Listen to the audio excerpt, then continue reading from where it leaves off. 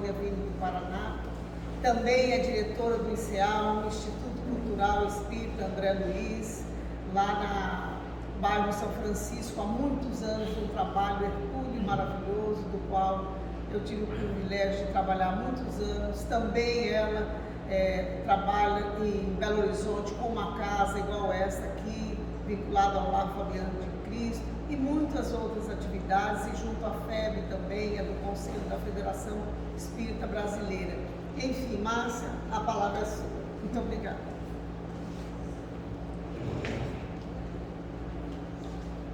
Eu que agradeço a oportunidade de retornar a essa casa. E o Cleia também chegou aqui, jovenzinha, não só eu. Tempos bons, como hoje também, são tempos bons. Assim haveremos de dizer mais à frente, não é? Então, minhas irmãs e meus irmãos, boa noite. Que Jesus nos abençoe e nos envolva na sua paz. Vamos conversar hoje sobre a reencarnação e se ela teria alguma capacidade de enfraquecer os laços de família. Existem argumentos que buscam olhar para as vidas sucessivas como algo que faria com que a família se dissolvesse. Afinal de contas, se já tivemos inúmeros pais, incontáveis mães, maridos, esposas, não é? Não seria isso causa de enfraquecimento dos laços familiares? Essa é uma questão que é colocada, procurando invalidar o conceito da reencarnação. Em a questão 132 de O Livro dos Espíritos, Allan Kardec pergunta qual é o objetivo da encarnação. Qual é a razão pela qual o espírito, o princípio inteligente, precisa relacionar-se com a matéria, com o corpo de carne, com o corpo físico? Qual a razão disso? Qual o objetivo disso? Nós estamos falando da reencarnação. A questão que ele faz sobre qual o objetivo da reencarnação é na questão 166. Na questão 132, qual o objetivo da encarnação? Portanto, esse relacionamento do princípio inteligente com a matéria, o mergulho na matéria, que acontece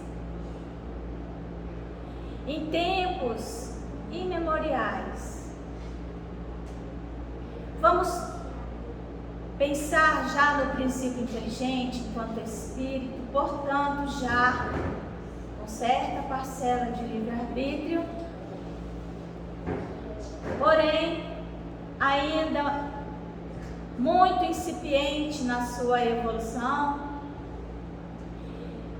praticamente submetido aos instintos, vivendo a vida de forma primitiva, não civilizada, subjugado mesmo pelas forças da matéria.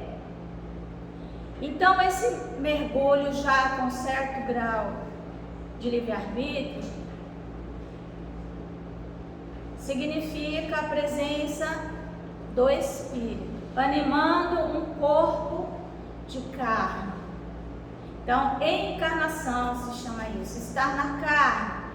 Quando isso ocorreu por primeira vez, nós não vamos nos lembrar. Provavelmente, jamais venhamos a nos lembrar desse momento, porque isso não é útil, não é necessário. E as leis de Deus trabalham com aquilo que seja utilidade, que faça algum sentido prático. Mas houve esse momento. É a forma pela qual Deus escolheu para que realizássemos o nosso processo de evolução. Estamos submetidos a uma lei natural, é a lei do progresso. Mas para que essa lei se realize, seja efetiva, se concretize, necessário é que o Espírito, princípio espiritual, princípio inteligente, se relacione com o princípio material, seja por ele influenciado e influencie, intelectualizando o princípio material. Então, os Espíritos respondem na questão 132 que o objetivo é a expiação e o processo de evolução do ser, auxiliando o progresso do mundo onde aquele princípio está reencarnado. Basicamente, está encarnando. Esse é o objetivo da encarnação. Expiação aqui no seu significado bem literal, quando nós falamos em expiação, nós pensamos logo na lei de causa e efeito, provas, expiações, como a expiação sendo uma consequência das nossas leviandades, das nossas transgressões às leis de Deus, à lei de Deus, a lei natural. Entretanto, expiação, no seu sentido mais transcendente, nós temos que começar a raciocinar de forma mais transcendente, menos literal.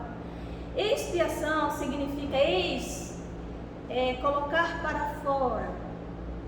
Pie é Deus, então a ação de colocar Deus para fora, encontrar Deus em nós. Então a expiação aí significando todas as nossas circunstâncias que nos causarão sofrimento, porém o sofrimento derivado da luta pelo conhecimento. O acesso ao conhecimento, ele é doloroso, mas não há nele consciência de culpa. Quando nós mergulhamos em algum assunto, a minha neta tem prova amanhã e disse: "Vó, que horas termina a palestra, né?" E ela estudou a tarde toda. E eu achei bom fazer uma quebra de estado para ver aqui hoje, não é? Porque o acesso ao conhecimento, ele exige o nosso suor, nosso sofrimento. Mas é um sofrimento que nos causa prazer. Quando nós vamos mergulhando nos processos de conhecimento, aprendendo a fazer, nós vamos sentindo uma alegria com os resultados. Então, uma dor, como a dor do parto, vamos dizer assim, né? Em que, passado aquele momento, vem uma recompensa para a alma, evidentemente, que tem na maternidade apenas a expiação, no sentido de colocar Deus para fora. Então, colocar Deus para fora é acessar o conhecimento que, em verdade, está dentro de nós. Sócrates já falava isso. Aprender é recordar. Temos todo o conhecimento em germe.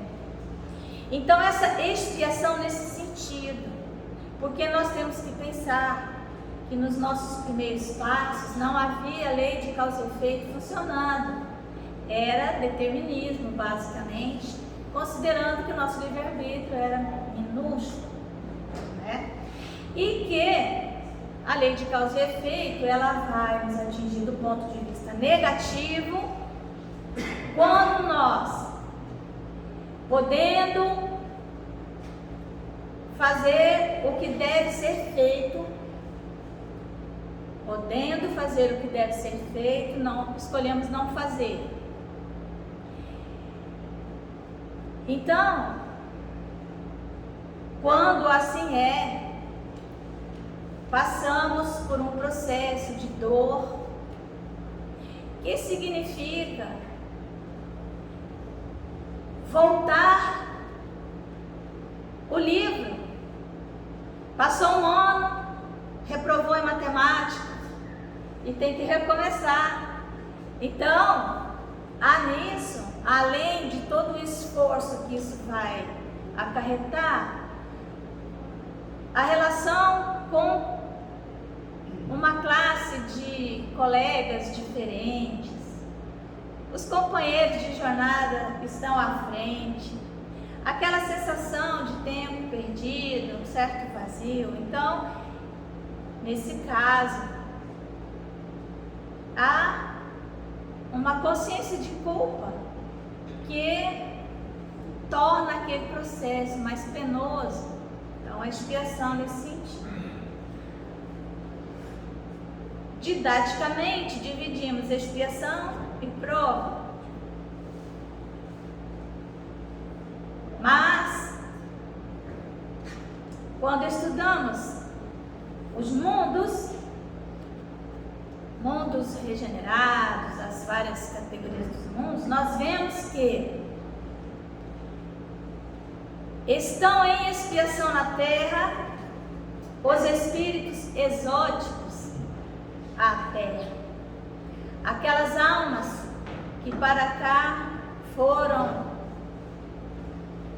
enviadas porque estavam atrasando o progresso do orbe no qual faziam seu processo de evolução. E então foram, vamos dizer assim, exilados daqueles orbes e vieram para a Terra para ajudar o progresso da Terra, mas com uma grande consciência de culpa. Então esses são os que realmente estão em expiação. Nós precisamos mergulhar mais nesse conceito. Então a encarnação, ela serve para expiarmos, para aprendermos, para acessarmos o conhecimento e para, nas relações, conforme vamos aprendendo, vamos transmitindo esse conhecimento. E a reencarnação, questão 166, está inserida dentro desse processo porque a resposta é a mesma. Qual o objetivo da reencarnação? Expiação e auxiliar o progresso da Terra, do orbe onde o espírito está. Significando que não acessaremos o conhecimento todo necessário para chegarmos à perfeição em uma única existência corporal. O processo encarnatório começou na primeira encarnação e ele continua através das reencarnações, a nossa relação com a matéria. ela não desaparece na desencarnação. Com a desencarnação morre o corpo, mas nós continuamos mergulhados na matéria. Gravitamos para mundos, dimensões materiais da Terra ou de outros mundos. O perispírito é matéria. Então, a relação com a matéria persiste. André Luiz, eu sempre gosto do exemplo de André Luiz, porque a maioria de nós leu o livro Nosso Lar. Ele chega ao mundo espiritual, entre aspas, com o corpo adoecido. Permanece praticamente enlouquecido por 8 anos em regiões sombrias. Então ele sentia dores, ele sentia frio, ele sentia fome. Relação com a matéria. Encarnação. E isso só vai desaparecer quando tivermos realizado o nosso progresso completamente, acessado todo o conhecimento intelectual e as suas consequências morais. Nesse processo, Deus estabelece suas leis, que nos submetamos à solidariedade universal. Tudo no universo é solidário. E para isso Ele nos coloca como uma necessidade a vida em sociedade. Tanto que nas leis morais, a lei de sociedade é uma dessas divisões, na verdade, da lei divina ou natural. Allan Kardec propõe aos espíritos dividir a lei divina em 10. Os espíritos dizem que isso é uma questão didática, que isso pode ser feito, mas que é mera didática, que nós precisamos disso. Nosso processo de aprendizado ainda é muito incipiente. Então, a lei de sociedade, insulados, solitários, o nosso progresso não acontece. Mas, principalmente, cristaliza em nós o egoísmo, que é a grande necessidade que temos de solucionar essa questão.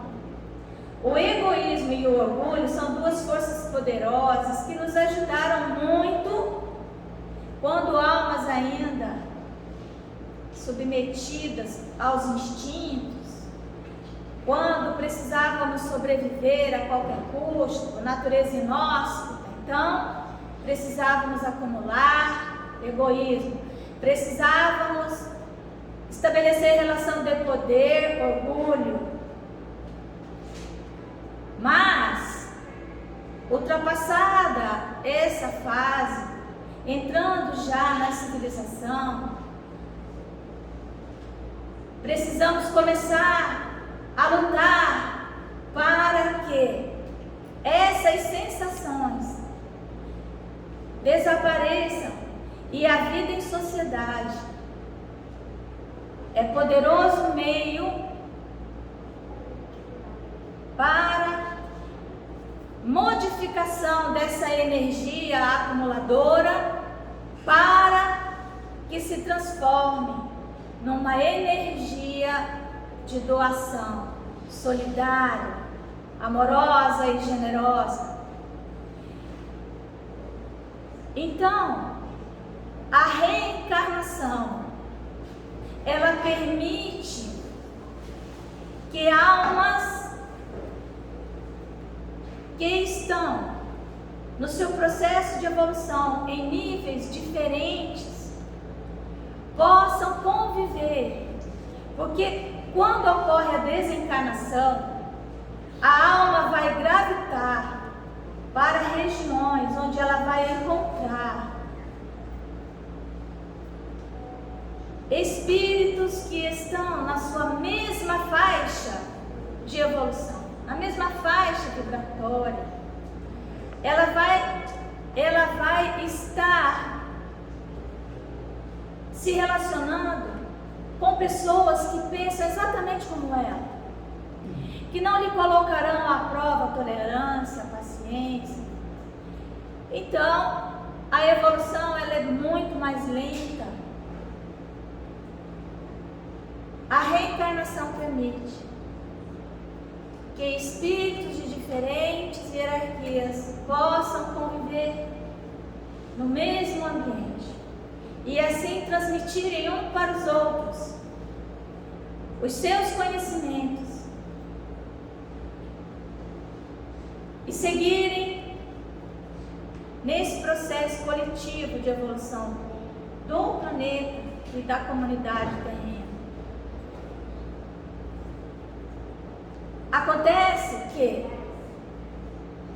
em sociedade nós não vamos nos expor suficientemente para que deixemos visível a nossa realidade espiritual. Por essa razão, Deus instituiu a família. Então a família é essa célula. Jesus vem, se corporifica entre nós, quando os laços de família já estavam mais consolidados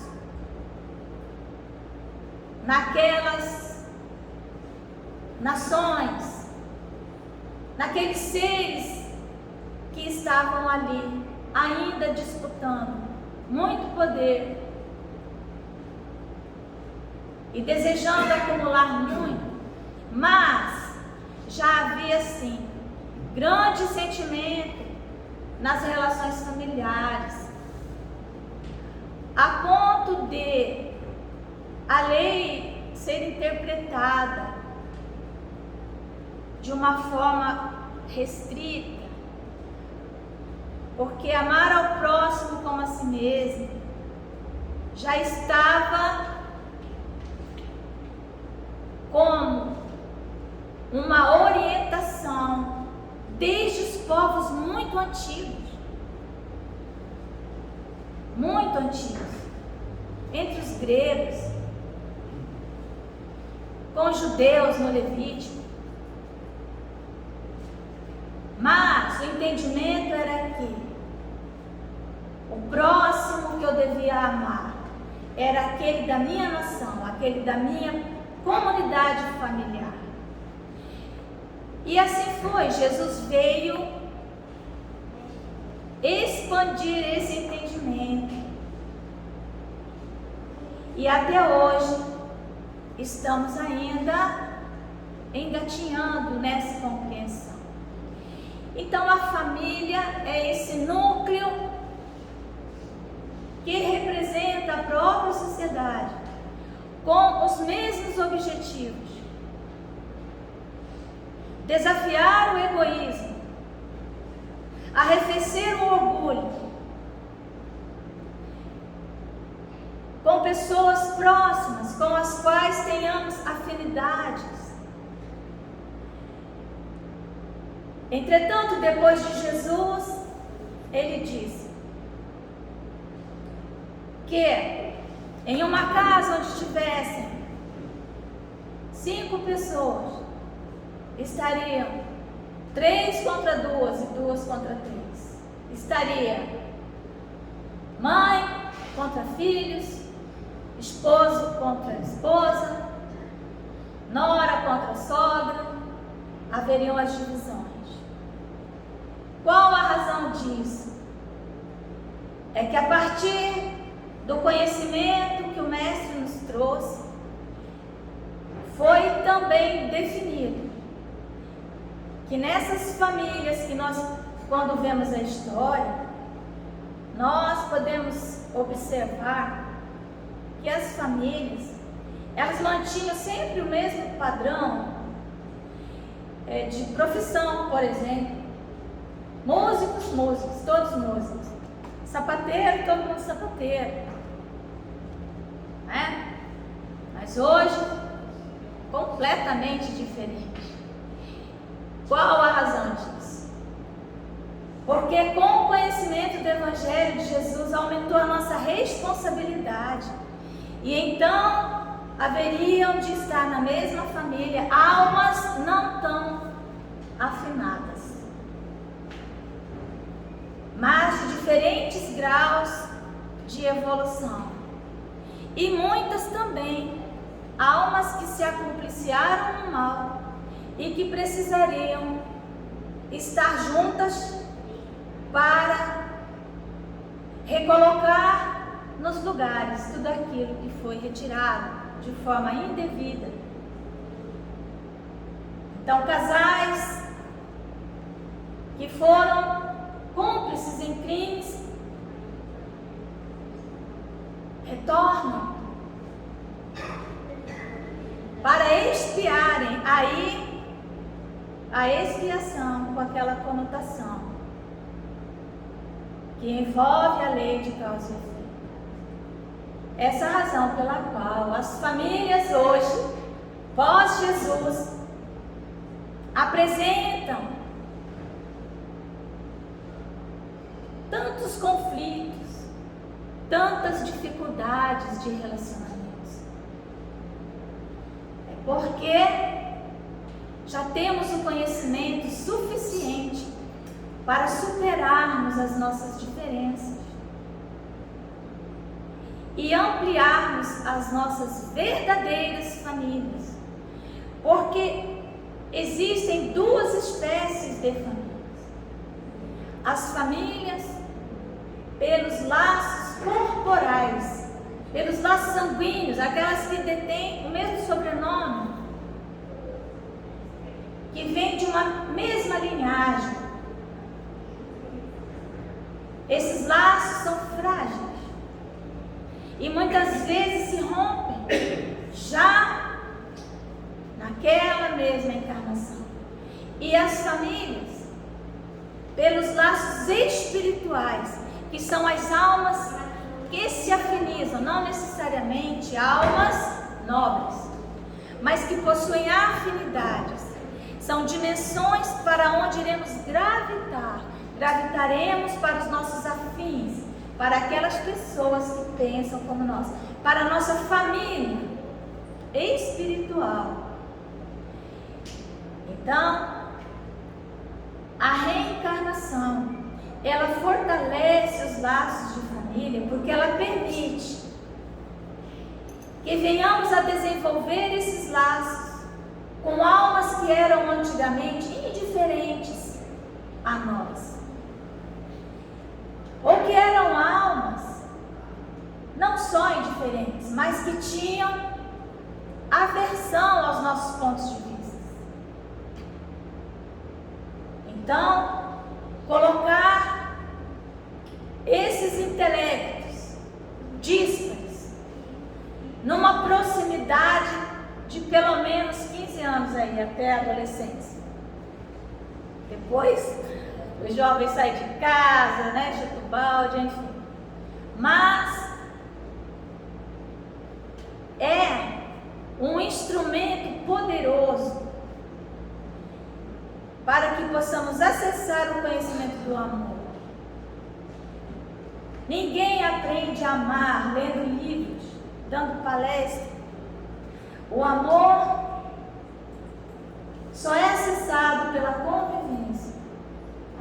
Então a família é esse primeiro núcleo. Vamos lembrar que já tivemos inúmeras mães, inúmeros pais, mas que aqueles que realmente compõem a nossa família são aqueles que aprendemos a amar. São os nossos amores. Nas relações conjugais, a mesma coisa. É muito comum que hoje vejamos os casamentos se dissolverem rapidamente, E Jesus diz, né, já lá atrás, no começo não era assim. Não era desse jeito no começo. Porque as almas que se uniam, elas se uniam por afinidade. E não por interesse. E não submetido pura e simplesmente às sensações físicas. No começo não era assim. Então não havia o divórcio. Porque as almas se uniam pura e simplesmente. Porque se amavam. Essa é a verdadeira família. Então a doutrina espírita, ela vem ampliar a nossa visão de família. E se temos no nosso lar alguém que nos coloca em prova o nosso orgulho, porque é orgulho, que está sempre nos solicitando, vamos bem dizer, porque Kardec também pergunta, na última questão da lei de sociedade, que seria do afrouxamento dos laços de família. E a resposta é o recrudescimento do egoísmo. Então a família tem essa função. Que nós venhamos a diluir a nossa necessidade de dominar e também a distribuir ali, pelo menos ali naquele meio. Evidentemente que isso é um começo. Aqueles que só conseguem dividir em família e abrir mão das suas ideias em família, ainda estão muito distantes de iniciar o seu processo, seu progresso, que a civilização já exige. Então vamos pensar que precisamos sair também dos nossos muros familiares. Não no processo de fuga, porque também tem isso, mas no processo consciente, auxiliando o progresso da Terra. Então, finalizando, a reencarnação fortalece os laços, porque por mais indiferente ou sofrida que seja a relação, passados algumas décadas de convivência, às vezes na hora da desencarnação, não é? Só lembrando um fato de irmãs chifóporas. Imagina o nível de ódio que elas tinham a ponto de serem submetidas a essa dor. Era um corpo e duas cabeças. E as cabeças brigaram a vida inteira. Elas tinham gostos completamente diferentes. Só que uma das cabeças desencarnou pouco antes. E foi nesse momento que elas passaram a se amar. Então, que Jesus nos abençoe, nos envolva na sua paz. Agradeçamos a nossa família, os nossos filhos, os nossos irmãos, mas agradeçamos também a nossa comunidade, a sociedade em que vivemos, e vamos nos dispor também a sair dos nossos muros para atender aqueles que têm menos. Que Jesus fique conosco.